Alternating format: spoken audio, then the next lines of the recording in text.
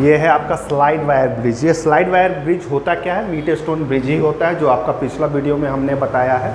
इसका लैब में फिजिक्स का जो लैब होता है, प्रैक्टिकल रूम में इसको कैसे यूज़ करते हो और कैसे बना सकते हो आप व्हीट स्टोन ब्रिज, और इससे फ़ायदा क्या है। अगर व्हीट स्टोन ब्रिज अगर आप बनाते हो तो एक मीटर की तरह वो काम कर सकता है। उससे तुम अननोन रेजिस्टेंस को फाइंड कर सकते हो। मान लो ऐसा कोई रेजिस्टेंस है जिसका वैल्यू आपको अगर पता नहीं है, तो उसको इस मेथड से, व्हीट स्टोन ब्रिज मेथड से, या उसे स्लाइड वायर ब्रिज मेथड से, या मीटर ब्रिज, नाम ही देखो मीटर लग गया है तो कुछ को तो रीडिंग देगा ना, तो वो अननोन रेजिस्टेंस को खोजने में हम लोगों को मदद देता है।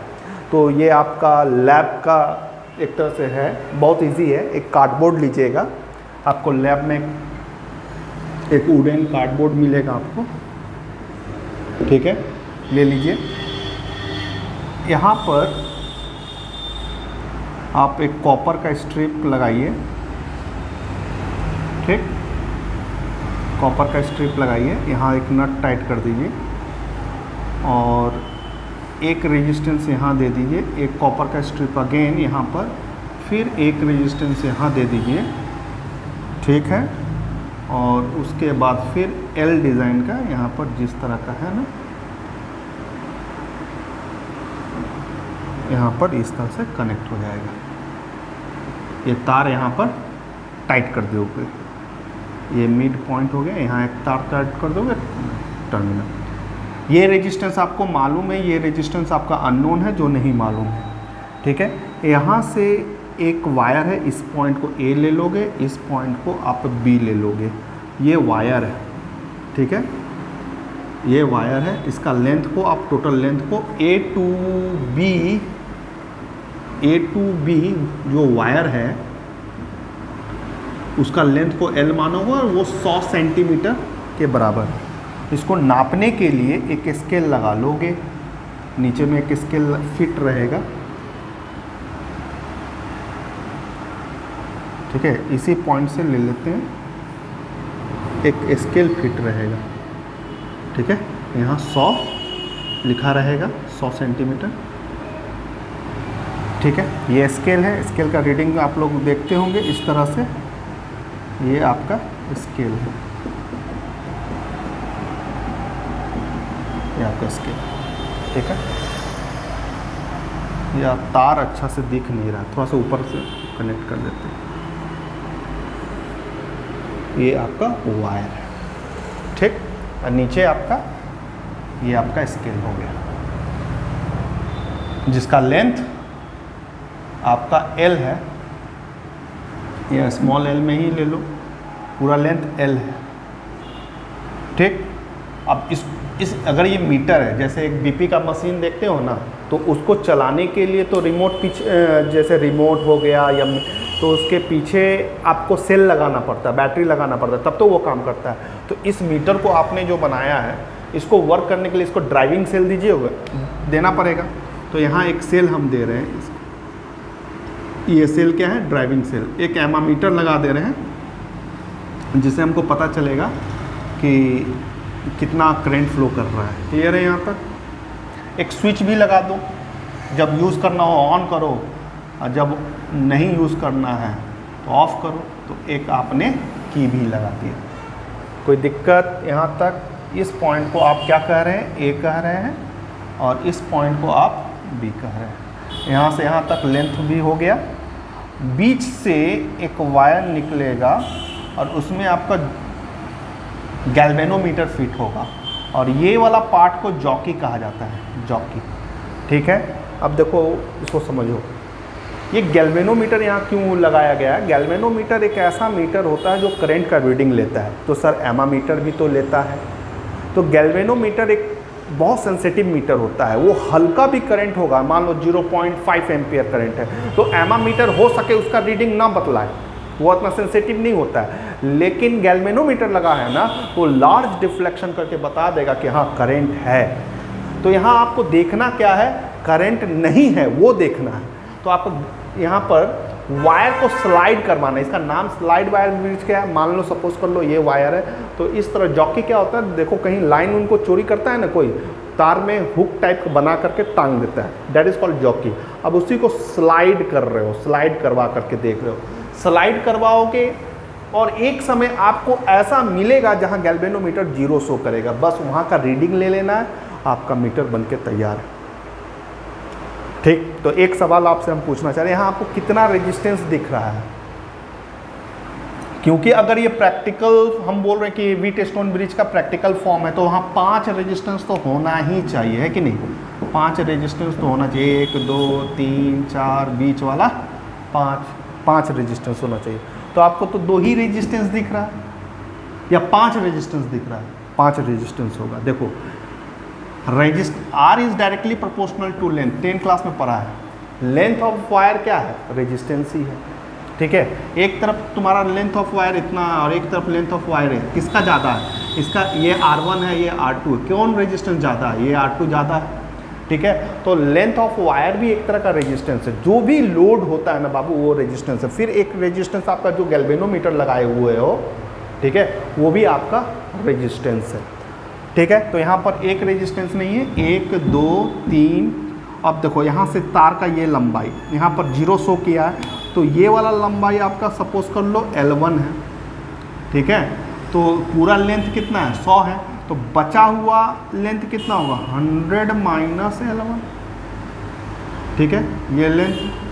अब बोलोगे सर लेंथ का वैल्यू कैसे? इसीलिए स्केल लगाए हुए हैं, ठीक है। मान लो यहाँ पर L1 30 सेंटीमीटर दिख रहा है, जहाँ गैल्वेनोमीटर 0 शो हुआ है, जिसे नल पॉइंट बोलते हैं। नल पॉइंट उस पॉइंट को बोला जाता है जहाँ गैल्वेनोमीटर डिफ्लेक्शन नहीं करता है, मतलब यहाँ पर करंट आपका 0 है। वही चीज़ यहाँ पर भी हम बोल रहे थे, IG 0 लेने का। IG अगर 0 होगा तो बीच वाला जो गैल्वेनोमीटर है वो शो करेगा नहीं करंट है। अगर वो नहीं बोलेगा तो यहाँ व्हीटस्टोन ब्रिज बैलेंस्ड है, ठीक है। तब तुम यहाँ पर P divided by Q R divided by S कर सकते हो और इस इक्वेशन को लिख सकते हो। यही तो लॉ, यही अपने आप को व्हीटस्टोन ब्रिज में पढ़ा है।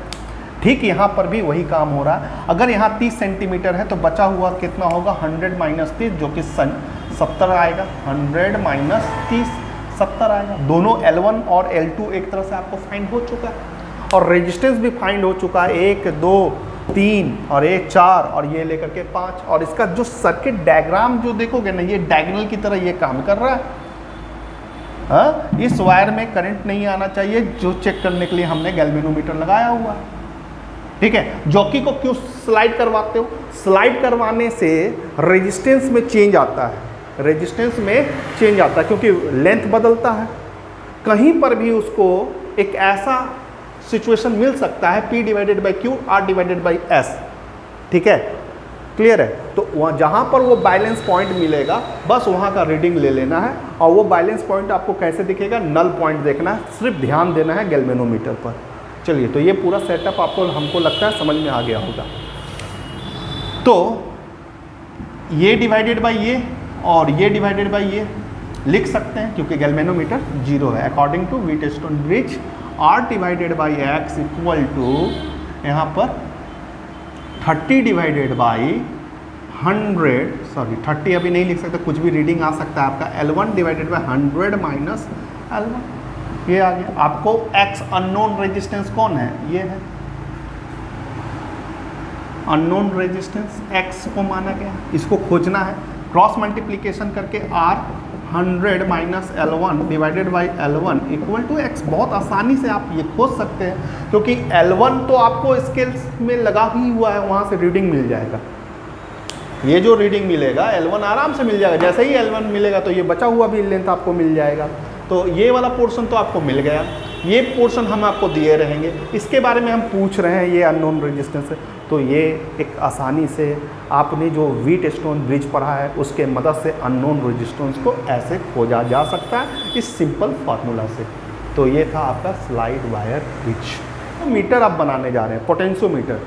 तो पोटेंशियोमीटर नाम से ही पता चल रहा है कि हम लोग पोटेंशियल को मेज़र करने वाला हम लोग ऐसा मीटर बनाने जा रहे हैं। तो सर ज़रूरत क्या है? वोल्ट मीटर तो है ही, जैसे एमामीटर था तो गैल्वेनोमीटर का अलग है, वो ज़्यादा सेंसिटिव है, ज़्यादा अच्छा मीटर है आपका गैल्वेनोमीटर, ठीक है। ठीक इसी तरह से वोल्ट मीटर और पोटेंशियोमीटर में भी बहुत अंतर है।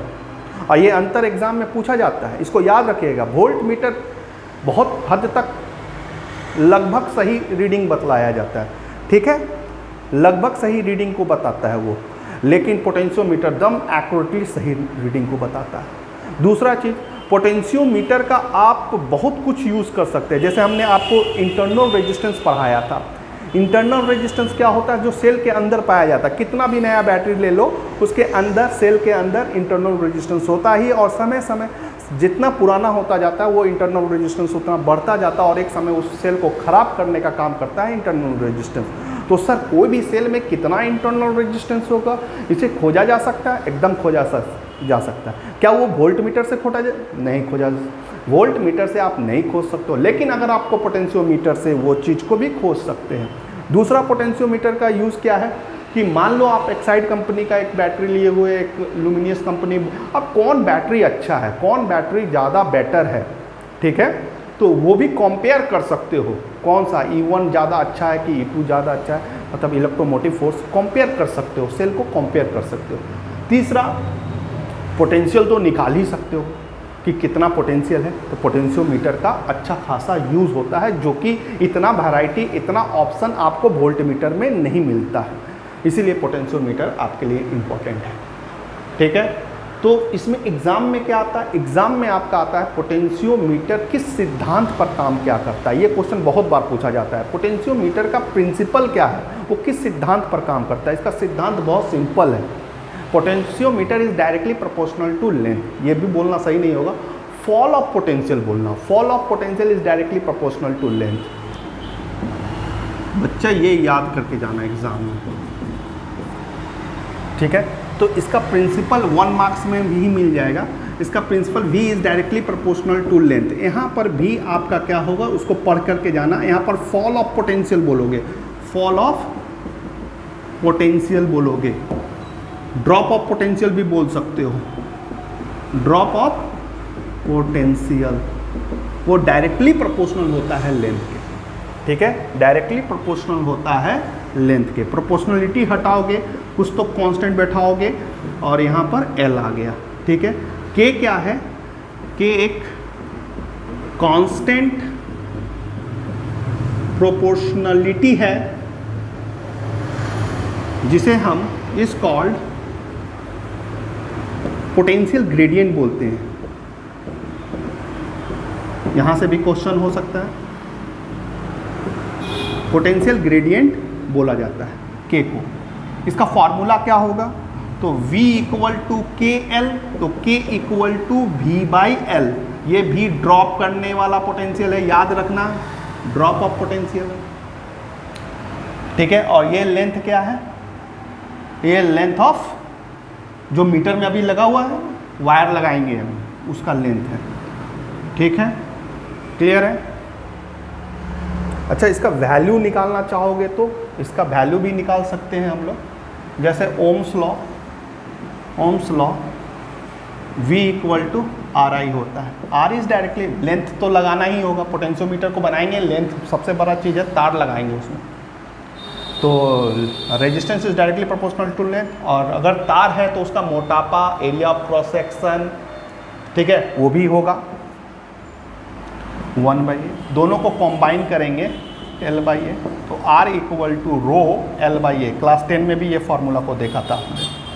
तो V equal to rho L/A into I हो सकता है, ठीक है।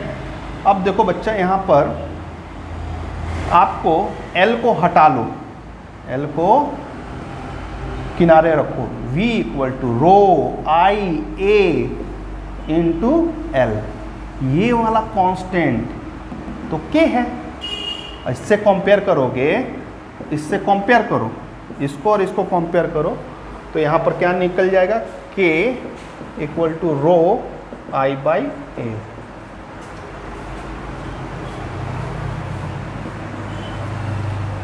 तो यहाँ से आपको K का फॉर्मूला मिल गया, रेजिस्टिविटी, करंट और एरिया ऑफ क्रॉस सेक्शन। तो K को कांस्टेंट बोल रहे हैं, K को हम लोग क्या बोल रहे हैं? कांस्टेंट बोल रहे हैं, और इसका नाम क्या है? Potential gradient. CBSE यहीं से छोटा छोटा बात से क्वेश्चन को बनाता है, K पर बनाता है। तो K का अगर फॉर्मूला चाहिए तो यहाँ चाहिए के कैसा है, वेरिएबल नहीं है, ये कांस्टेंट है। तो ये कांस्टेंट कैसे बनेगा, तो रेजिस्टिविटी कांस्टेंट, करंट को कांस्टेंट करना होगा।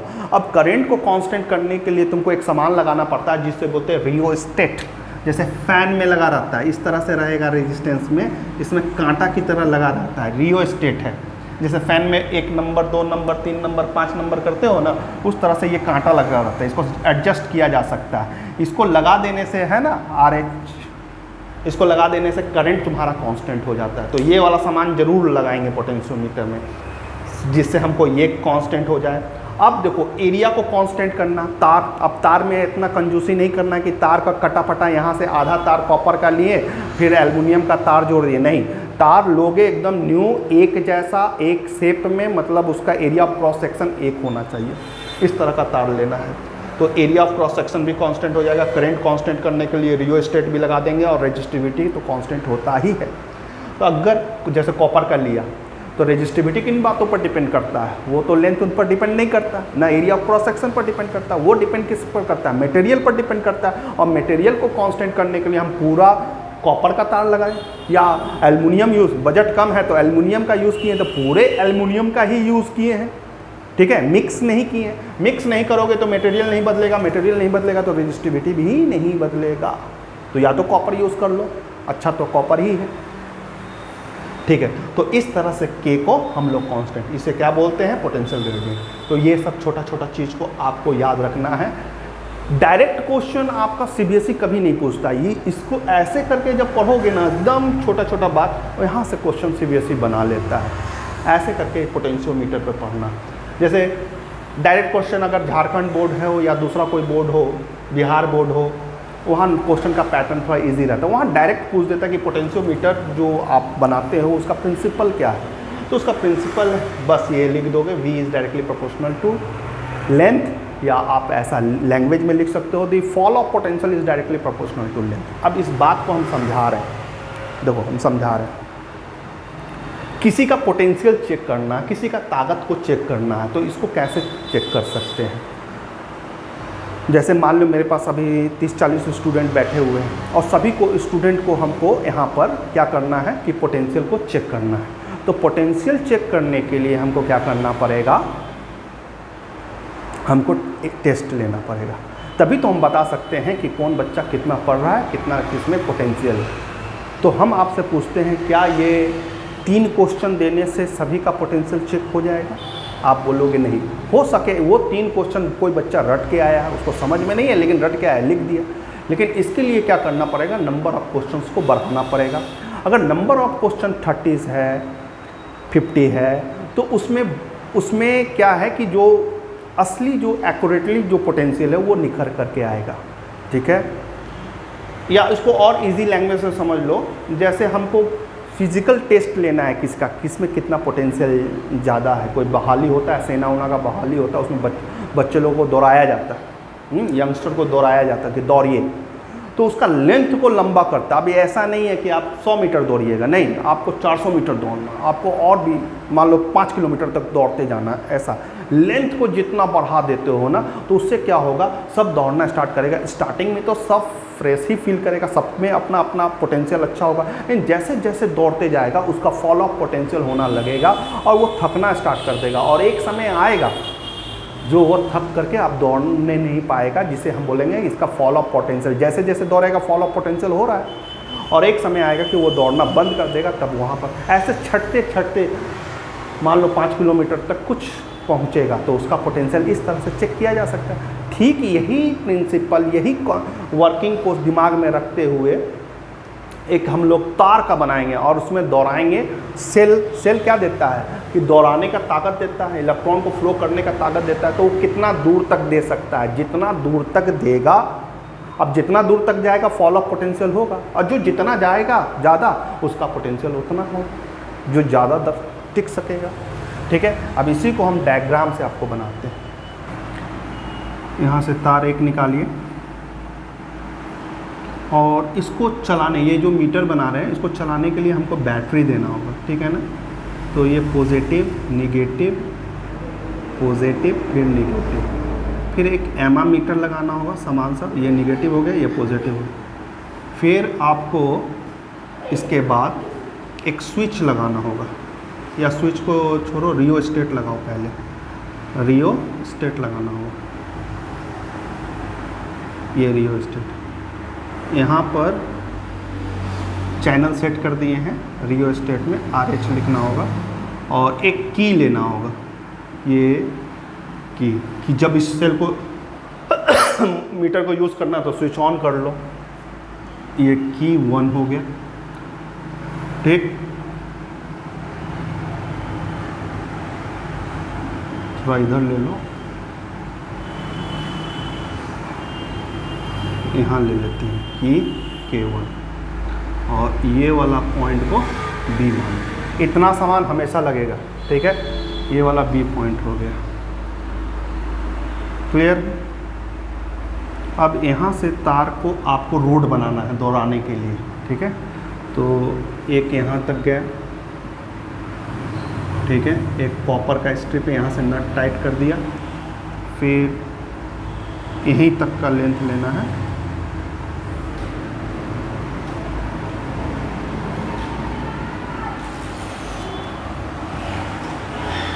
ये 2 हो गया, तार का लेंथ एक जैसा लेना है।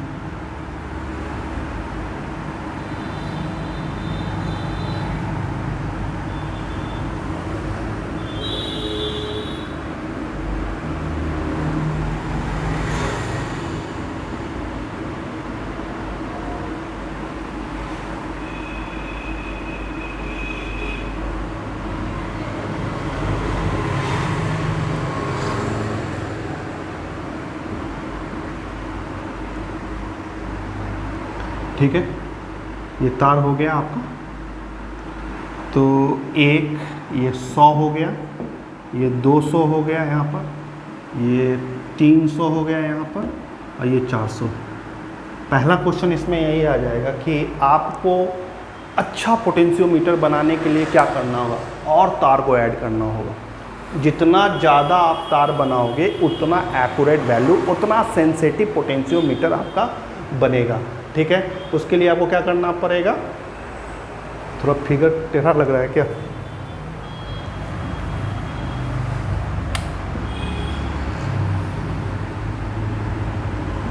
यहाँ रियो स्टेट, एक स्विच दो K1 और ये वाला पॉइंट B, ठीक है। फिगर बन के तैयार है। ये रियो स्टेट है, सब सामान लगा हुआ है इस तरह। तो यहाँ पर आपका 400 हो गया। और बढ़ाओगे लेंथ बढ़ाओगे तो एक वर्ड में आंसर देना पड़ता है, इसको तो डिटेल में बता कि तुमको अच्छा पोटेंशियोमीटर बनाने के लिए, सेंसिटिव पोटेंशियोमीटर बनाने के लिए तुमको क्या करना होगा। प्रिंसिपल को नहीं भूलना है, V is directly proportional to length. ये फॉल ऑफ पोटेंशियल है या ड्रॉप ऑफ पोटेंशियल है, डायरेक्टली प्रोपोर्शनलिटी तोड़ोगे, K बैठाओगे, L बैठाओगे, तो K को डिक्रीज करना पड़ेगा, ठीक है ना। ये बहुत इंपॉर्टेंट है। अगर K को डिक्रीज करोगे ना तो तुम्हारा यहाँ पर K को डिक्रीज करोगे तो तुम्हारा सेंसिटिव और अच्छा पोटेंशियोमीटर बनेगा और अच्छा रीड, एक्यूरेट रीड देगा। K को कैसे डिक्रीज करोगे, K का फार्मूला क्या है, V/L। L को अगर बढ़ाते हो, L को बढ़ाओगे तो K ऑटोमेटिक घट जाएगा, है कि नहीं।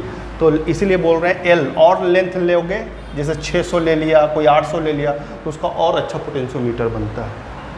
चलिए यहाँ तक आपको समझ में आ गया होगा पोटेंशियोमीटर। उसके बाद यहाँ पर क्या करते हैं,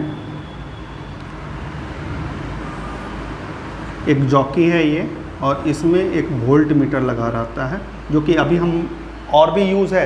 तो पहला हम जो मीटर बना रहे हैं उसमें वोल्टेज को भी मेज़र कर सकता है ना, पोटेंशियल को मेज़र कर सकता है, उसी के लिए वोल्ट मीटर लगा दिए। ये टर्मिनल आपका पॉजिटिव होगा, इधर वाला पार्ट निगेटिव होगा, क्योंकि यहाँ से इसको क्या मिला है, पॉजिटिव, और ये पार्ट ठीक कनेक्शन हो गया। ऐसे ही कनेक्शन करके आप फिगर बना सकते हो। सबसे पहले एप्लीकेशन जो पूछा जाएगा पोटेंशियोमीटर पर कि आप 2 EMF को कंपेयर कैसे करोगे। जैसे 2 सेल लगा दिए हैं, उसमें से बेटर सेल कौन है, कौन अच्छा सेल है, उसको मेज़र करना आपको सिखलाया जा रहा है। तो इसी को लिखा गया है comparison of EMF of 2 cells by using potentiometer. तो यहाँ पोटेंशियोमीटर ऑलरेडी बना हुआ है, ठीक है। तो इसमें आपको करना क्या है, इसमें ये वाला पोर्शन को हटाना है, यहाँ पर जोड़ना है आपको। तो 2 सेल जो आपको मिलेगा, एक सेल मान लो ये ले लो, एक सेल सपोज कर लो ये ले लिए, ठीक है। ये इसको E1 जिसको चेक करना है, ये तुम्हारा E2 है, यहाँ से लीजिए और ये इधर आप इस तार को ऐसे जोड़िए। अब यहाँ एक स्विच लगा दीजिए, ठीक है, that is your K2, K1 यहाँ लिए हुए थे और ये K3, ठीक है। ऐसे करना है, तार यहाँ से जॉकी लगा हुआ और यहाँ गैल्वेनोमीटर, क्योंकि ये सब नल पॉइंट पर ही डिपेंड करता है। इसको वहीं पर रोकना है जहाँ गैल्वेनोमीटर 0 शो कर देगा, वहाँ का लेंथ का रीडिंग लेना है, जॉकी तब तक स्लाइड करवाते जाना है, ठीक है। करना क्या है, इसको चेक, पूरा सेटअप तैयार है। इसमें सबसे पहले K2 को ऑन करना है और K3 को ऑफ रखना है, ठीक है। क्लियर है यहाँ तक? जैसे ही K2 को ऑन करोगे, इसको ऑन करोगे, तो ये सेल का तो यूज़ होगा नहीं, ये तो ऐसे ही रहेगा, ये डिस्कनेक्ट है यहाँ से। तो यहाँ पर इसका रीडिंग ले लेना है। सपोज कर लो उसका जॉकी यहाँ पर आपका रीडिंग बतलाया, यहाँ स्केल लगा रहेगा आपका, एक स्केल यहाँ लगा दो जिससे हमको रीडिंग काउंट करने में आसानी हो, ठीक है। ये स्केल लगा हुआ है, ये जॉकी हो गया। उस समय का जो रीडिंग आया है सपोज कर लो, तो कैसे लिखोगे? पोटेंशियोमीटर का फार्मूला क्या? V is directly proportional to L, V equal to KL। अब ये फार्मूला पर चूँकि हम सेल का यूज़ नहीं कर रहे हैं, हम कोई पंखा बल्ब नहीं जला रहे हैं, हम सिर्फ उसको नाप रहे हैं, इसीलिए हम V ना लिख करके E1 लिखेंगे। K आपका कांस्टेंट होता है, K को कांस्टेंट करने के लिए रो उसका फार्मूला हमने आपको दिया था। करंट को कांस्टेंट करने के लिए रियोस्टेट लगा हुआ है। रेजिस्टिविटी को कांस्टेंट करने के लिए यूनिफॉर्म लिया गया है, तार का मटेरियल कॉपर का ही यूज़ किया गया है। और एरिया ऑफ क्रॉस सेक्शन का एक जैसा ही क्रॉस सेक्शनल एरिया है, तो K तो आपका कांस्टेंट होगा। और उस समय का सपोज कर लो रीडिंग L1 आया, ये हो गया, ठीक है। बस सेकंड क्या करना है, K2 को अब ऑफ कर देना और ऑन कर देना किसको? K3 को ऑन कर देना। अब ये क्या होगा कि ये डिस्कनेक्ट हो जाएगा और ये ऑन हो जाएगा, ठीक है। जैसे ही ये ऑन हुआ, अब इसका रीडिंग हो सके कहीं और बताएं, ये J1 बताता है, ये J2 बताता है। अब इसका रीडिंग के अनुसार से ये फिर से यही फार्मूला का यूज़ कर रहे हैं, V के जगह में E2 होगा, K L2 लिखाएगा, ये इक्वेशन नंबर 2 हो गया। अब दोनों को डिवाइड कर दो बाबू, डिवाइड 1 डिवाइडेड बाई 2, तो E1 divided by E2 equal to KL1 divided by KL2, ये कट गया। और E1 divided by E2 equal to L1 divided by L2 से आप यहाँ पर कंपेयर करके बता सकते हैं किसका EMF ज़्यादा है। तो ये एक सिंपल सा प्रोसेस से आप क्या कर लिए, कंपैरिजन कर लिए कि किस सेल कौन बेटर सेल है, किसका EMF ज़्यादा है। आप पोटेंशियोमीटर को यूज़ करते हुए सेल के, हर एक सेल के अंदर इंटरनल रेजिस्टेंस होता है, ये पढ़ाया गया है आपको टर्मिनल पोटेंशियल EMF वाले में, उसको थोड़ा याद दिला देते हैं। टर्मिनल पोटेंशियल होता है E-IR, जब आप सेल को यूज़ करते हैं, ये टर्मिनल पोटेंशियल, ये EMF है। तो आपको इंटरनल रेजिस्टेंस क्या है, एक सेल किसी भी सेल में पाया जाता है जो कि सेल इसी के वजह से ख़राब होता है, ठीक है।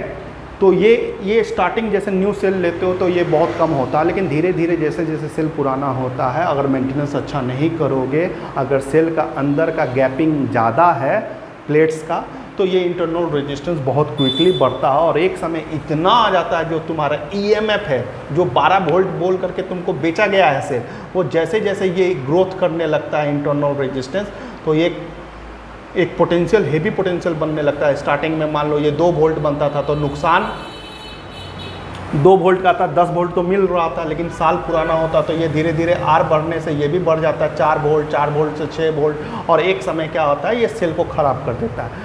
तो ये पोटेंशियोमीटर का ताकत को समझो कि ये इतना अच्छा चीज़ है, इतना अच्छा मीटर है कि ये सेल के अंदर कितना इंटरनल रेजिस्टेंस है वो भी बता सकता है। ये वोल्ट मीटर में नहीं है, ये पोटेंशियोमीटर है, इसीलिए बेस्ट है पोटेंशियोमीटर, ठीक है। कैसे पता करते हैं, तो एक फार्मूला आपको याद हुआ होगा, हम उसमें पढ़ाए थे IR, ये इंटरनल रेजिस्टेंस है।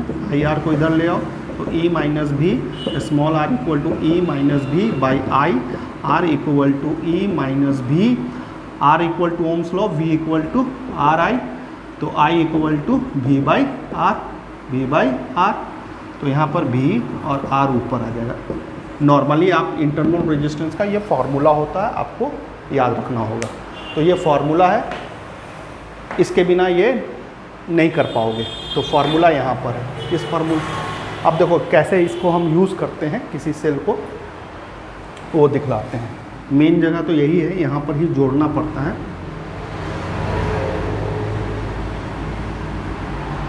ठीक है, पोटेंशियोमीटर बना हुआ है, बार बार नहीं बनाना पड़ रहा है हमको।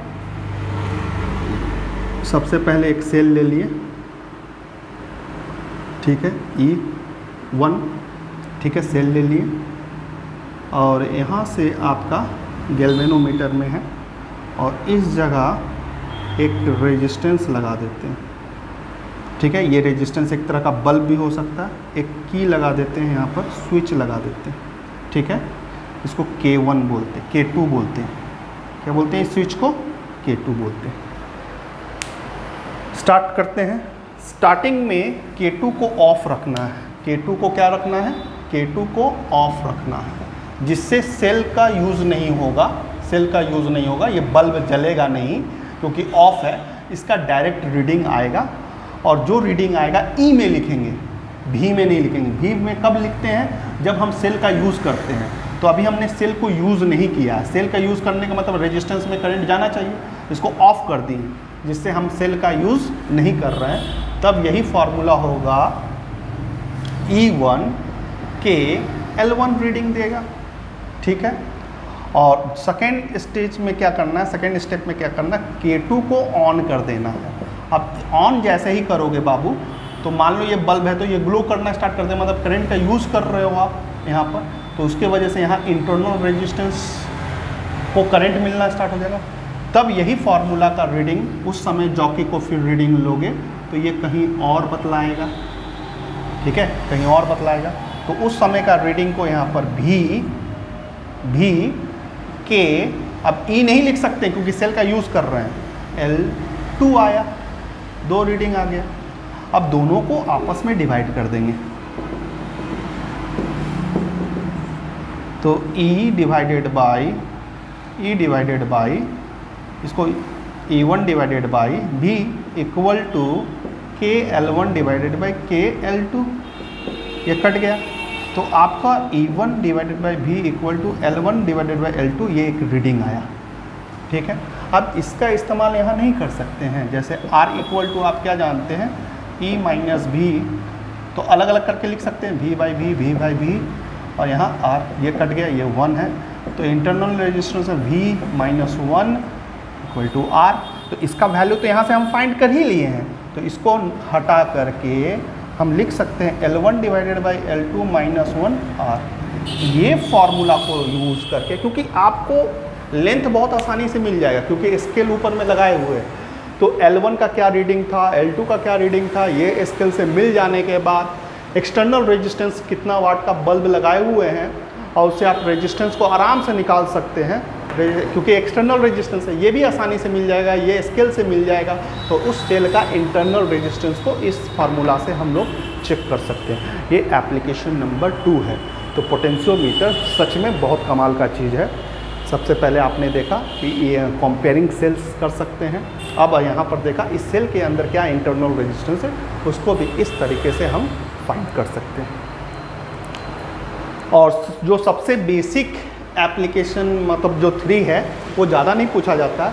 जैसे अब ये पोटेंशियोमीटर है तो पोटेंशियल डिफरेंस तो नाप ही सकता है, तो वो भी कैसे नापते हैं वो भी हम लोग यहाँ पर आपको बताते हैं। एप्लीकेशन नंबर 3 करके लिखिएगा। दोबारा कौन फिगर बनाएगा भाई लोग, आप लोग कीजिएगा। ठीक है, हम तो इसी में काम कर लेंगे। और ये तार यहाँ गैल्वेनोमीटर है, ये सपोज कर लो रीडिंग है जॉकी। ठीक है, अब हम लोग क्या निकालने जा रहे हैं? फाइंडिंग पोटेंशियल डिफरेंस V को निकालना है बाय यूजिंग पोटेंशियोमीटर का यूज़ करते हुए। तो जैसे ही इसको ऑन करेंगे तो फार्मूला देख लो, V is directly proportional to L होता है। पोटेंशियोमीटर का तो यूज़ करना ही है, इसी को तो यहीं से स्टार्ट करेंगे K। अब K निकलता कैसे है? K निकलता है V बाई L। ये L क्या है, ये कन्फ्यूज़न नहीं रखना, ये भी है ड्रॉप वाला पोटेंशियल, और ये L है total length of wire, total length of wire, जो कि 400 इस फिगर में दिया गया, जिसको हम L कैपिटल L मान लेते हैं। तो K equal to V drop divided by capital. V drop कैसे निकालोगे? ड्रॉप कौन कर रहा है? इंटरनल रेजिस्टेंस ड्रॉप करने का काम कर रहा है। V इक्वल टू IR, ये ड्रॉप करने का काम कर रहा है। V equal to E minus IR, ये ड्रॉप करने का काम कर रहा है। इंटरनल रेजिस्टेंस पोटेंशियल को ड्रॉप करता है, तो इसे हम V ड्रॉप खोज लेंगे। तो V ड्रॉप खोजने के लिए I चाहिए। तो अगर यहाँ पर सेल देखोगे और यहाँ एक्सटर्नल रेजिस्टेंस देखोगे, यहाँ इंटरनल रेजिस्टेंस है क्योंकि स्विच ऑन है, ठीक है। I यहाँ से गया, ये आपका E है, ठीक है, ये आपका R है। तो बहुत सिंपल है कि ओम्स लॉ को यूज़ करो। Ohm's law V equal to RI, I निकालना है तो V बाई R। V कितना है तो E है। R कितना है तो यहाँ 2 R है, दोनों सीरीज़ में है, देखो यहाँ और यहाँ। तो R प्लस स्मॉल r, ये हमारा करंट है। तो करंट की जगह पर क्या बैठेगा? E1 माना है, E1 लिखोगे, R प्लस स्मॉल r, ये आपको ड्रॉप पोटेंशियल पता चल गया, ड्रॉप पोटेंशियल पता चल गया, ठीक है। तो K का हमारा फॉर्मूला मिल चुका है। V ड्रॉप कितना हो रहा है? E1 divided by R plus small r into R, ये K है, ठीक। आपको क्या चाहिए? पोटेंशियल डिफरेंस चाहिए, यही है potential difference. V equal to KL, V equal to K क्या है? K क्या है? K को तो खोज चुके हैं, E1 R plus small r into R, ठीक है, बाई L इंटू L। इस फॉर्मूला को हेल्प करके, इस फॉर्मूला से आप पोटेंशियल डिफरेंस निकाल सकते हैं। पोटेंशियल डिफरेंस को फाइंड किया जा सकता है। E1 R capital R plus small r, ये L क्या है, ये L क्या है? ये जॉकी का लेंथ बता रहा है, ये टोटल लेंथ बता रहा है। पूरा जो लेंथ है वो कैपिटल L से है, ये जॉकी जो रीडिंग दिया है वो L है। तो ये भी आपका पोटेंशियल डिफरेंस, इसको यूज़ करके आप पोटेंशियल डिफरेंस को फाइंड कर सकते हैं। तो ये रहा पोटेंशियोमीटर का टॉपिक, ख़त्म होता है। पोटेंशियोमीटर और वोल्टमीटर में क्या डिफरेंस है वो करके जाना है आपको एग्ज़ाम में, और पोटेंशियोमीटर का क्या बेनिफिट है, 3 एप्लीकेशन आपको दिखाए हैं, ठीक है। किस तरह से उसका स्ट्रक्चर डायग्राम बनता है वो आपको दिखाएं। Okay, thank you.